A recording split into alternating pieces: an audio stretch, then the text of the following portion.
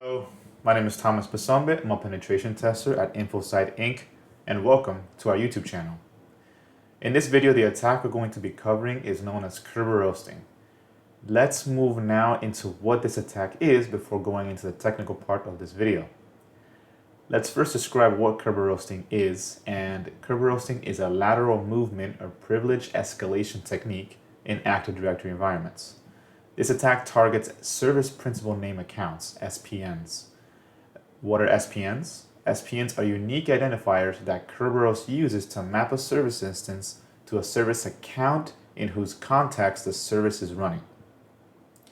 Now, any domain user can request a Kerberos ticket for any service account in the same domain. This attack does require an attacker to already have a domain user in order to perform this attack. Finding SPNs associated with the highly privileged account in the Windows environment is very common.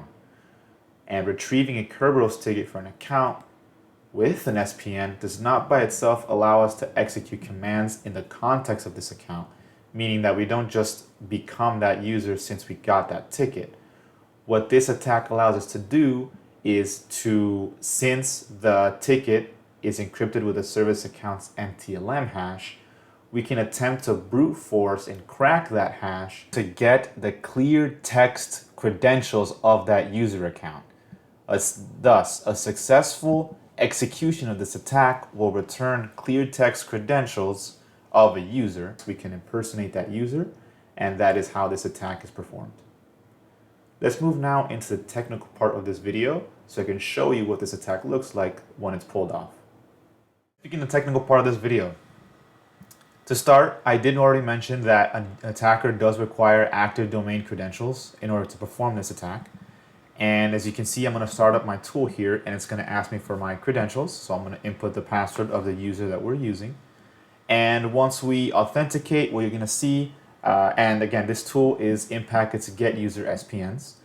I did not tell it to limit the output at all. I didn't request a specific user. I just wanted to see for the first time what tickets we have on the domain controller.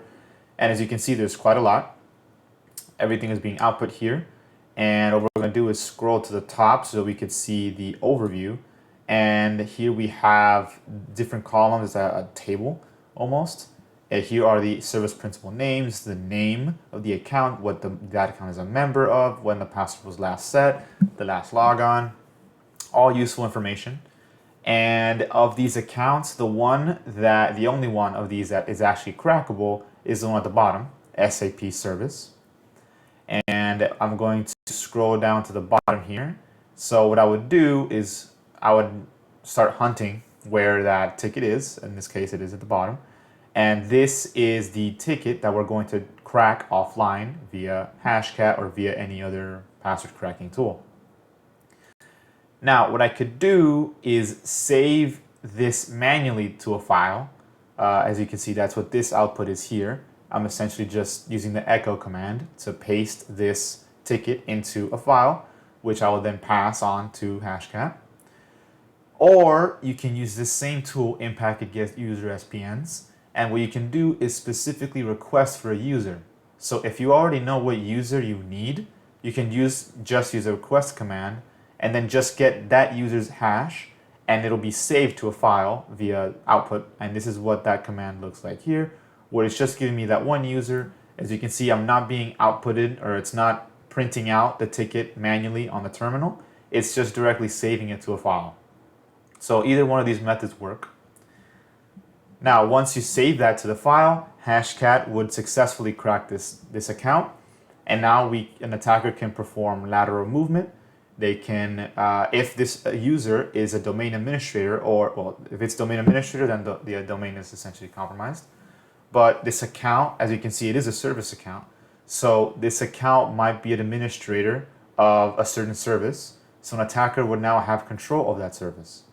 And that was what the lateral movement aspect comes in, and the privilege escalation aspect comes in. And this is how this attack works. Thank you for watching this video.